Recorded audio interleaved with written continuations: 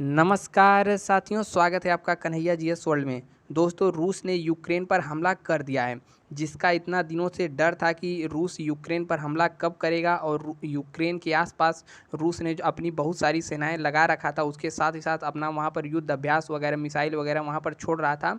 तो इतने दिनों के बाद आज सुबह सुबह रूस ने यूक्रेन पर हमला कर दिया है। यह सब तस्वीरें आप देख रहे हैं, यह आज ही की तस्वीरें हैं। और यह जो यूक्रेन का एयरबेस था उसको पूरी तरीके से नष्ट कर दिया है। हालांकि अभी तक मतलब जहां पर लोग रहते हैं वहां पर आक्रमण नहीं किया है, सैन्य ठिकानों पर देख देख कर हमला किया जा रहा है। और रूस यूक्रेन में पूरी तरीके से पहुंच चुका है, उसकी राजधानी कीव पर भी हमला हुआ है। और अपने टैंक वगैरह सब चीज़ यूक्रेन में रूस ने उतार दिया है। तो इस वीडियो में हम लोग समझेंगे कि आखिरकार रूस और यूक्रेन के बीच में क्या झगड़ा है और रूस ने यूक्रेन पर आक्रमण क्यों किया। ठीक है, तो चलिए शुरू करते हैं आज का वीडियो। दोस्तों, आप एक मैप देख रहे होंगे यहाँ और एक देख रहे होंगे यहाँ। यह दोनों ही रसिया का है। यह वाला जो मैप है, यह मैप है 1991 से पहले का। ठीक है, 1991 से पहले का मतलब 1991 से पहले रसिया जो है बहुत बड़ा देश हुआ करता था। वर्तमान में भी रसिया पूरे विश्व में सबसे बड़ा ही देश है, लेकिन 1991 से पहले और बड़ा हुआ करता था। 1991 से पहले यानी कि सेकेंड वर्ल्ड वार के बाद शीत युद्ध छिड़ गया। शीत युद्ध ऐसा युद्ध था जिसमें दुनिया की दो महाशक्तियाँ, एक साइड हो गई अमेरिका और एक साइड हो गई रूस। दोनों अपना पूरे विश्व पर वर्चस्व कायम करना चाहते थे। रूस चाहता था कि पूरे मतलब विश्व पर हमारी राज चले, और मतलब अमेरिका चाहता था कि मेरा दबदबा दोनों के बीच में रहे।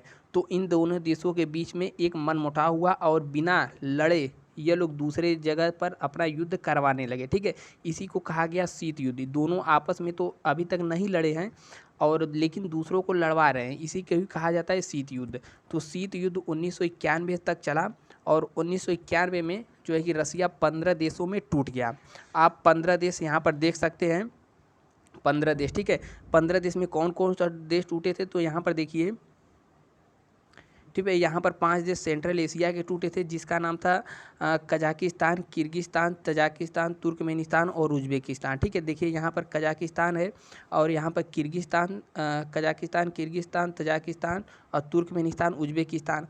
और इधर 3 काकेकस देश टूट गए थे, जिसका नाम था जॉर्जिया, अर्मेनिया, अजरबैजान। और यहाँ पर 3 देश आपको दिख जाएंगे, 3 देश एस्टोनिया, लातविया और लिथुआनिया। ठीक है, और यहाँ पर दिख जाएगा आपको बेलारूस। यहाँ पर देखिए, इसमें क्लियर दिखेगा। ठीक है, और साथ ही साथ हम लोग चर्चा करेंगे कि वर्तमान में दोनों देशों की सेनाओं के बीच में क्या तुलना है, किसके पास सेनाएं ज़्यादा हैं। तो देखिए, मैप कहाँ गया, देखिए यहाँ पर 15 देशों में रूस टूट गया था, जिसमें थे एक यूक्रेन भी था। ठीक है, तो जितने भी यूक्रेन के यानी कि 15 देश रूस से टूटे हुए थे, वह धीरे धीरे नाटो की गोद में जाकर के बैठ गए। नाटो क्या है? नाटो एक सैन्य संगठन है जिसका मुखिया बैठा हुआ है अमेरिका। तो धीरे धीरे रूस से टूटे हुए देश अमेरिका के मतलब नाटो में शामिल होने लगे, जो कि रूस को डर था कि यूक्रेन को भी नाटो में शामिल न कर ले अमेरिका। तो जो यहाँ पर यूक्रेन था, तो यूक्रेन भी नाटो में शामिल होना चाहता था, जो कि रूस नहीं चाहता था कि यूक्रेन नाटो में शामिल हो। क्यों? क्योंकि अगर यूक्रेन नाटो में शामिल हो गया तो यहाँ तक अमेरिका का दबदबा हो जाएगा, यानी कि अमेरिका यहाँ तक तो पहुँच ही गया है पीछे पीछे।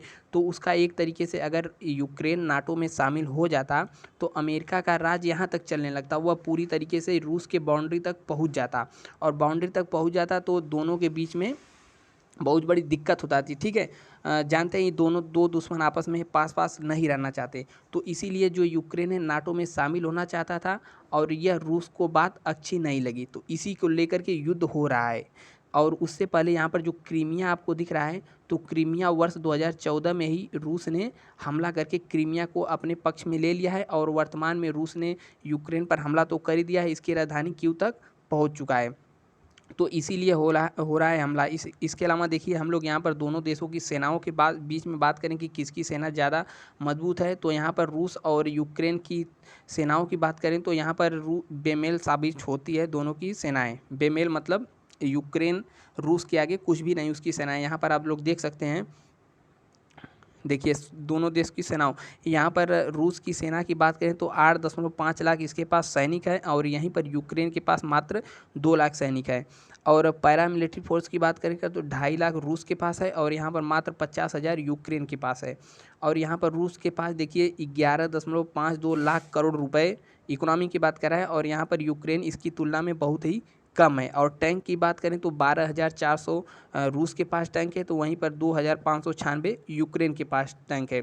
और एयरक्राफ्ट की बात करें तो 4,173 रूस के पास, जबकि मात्र 300 यूक्रेन के पास है। इस प्रकार की जितनी भी यहाँ पर आप देख सकते हैं, तो हर मामले में यूक्रेन जो है रूस से कई गुना पीछे है। उसके अलावा यहाँ पर देखिए सैन्य जो हमने बताया वही चीज़ सेम यहाँ पर है। फाइटर प्लेन वगैरह जितनी भी है रूस के पास यूक्रेन से कई गुना मात्रा में ज़्यादा है। तो यूक्रेन रूस के आगे कुछ भी नहीं है। तो अब युद्ध चालू हो चुका है। अब देखिए इसमें क्या होता है, होने को क्या होगा, जो है रूस यूक्रेन पर कब्जा कर ही लेगा। इसकी राजधानी तक पहुंच गया है और इसके कई शहरों को अपने कब्जे में ले लिया है। और इससे पहले एक दिन पहले यहाँ पर क्या हुआ था, रूस ने 2 गाँव मतलब 2 शहरों के इसके अपने कब्जे में ले लिया था। तो वर्तमान में युद्ध जारी है। आप यहाँ पर देख सकते हैं कि किस तरीके से यूक्रेन के शहरों से धुआं उठता हुआ नज़र आ रहा है। और रूस की जितनी भी टैंक थी, एयरक्राफ्ट थी, पहुँच चुकी हैं यूक्रेन में और यूक्रेन अब सरेंडर करने की मूड में है। बाकी युद्ध चल रहा है, देखना है इसके आगे क्या होता है। अभी तक अमेरिका या फिर नाटो सेना यूक्रेन की मदद के लिए नहीं पहुंची हैं, ठीक है। तो जो भी आगे होता है हम आपको जानकारियां देते रहेंगे। और ऐसे ही वीडियो के लिए आप चैनल को यहाँ पर सब्सक्राइब कर लें और वीडियो को लाइक ज़रूर करें और दूसरों तक शेयर करके ज़रूर बताएं। मिलते हैं नेक्स्ट वीडियो में, तब तक के लिए जय हिंद।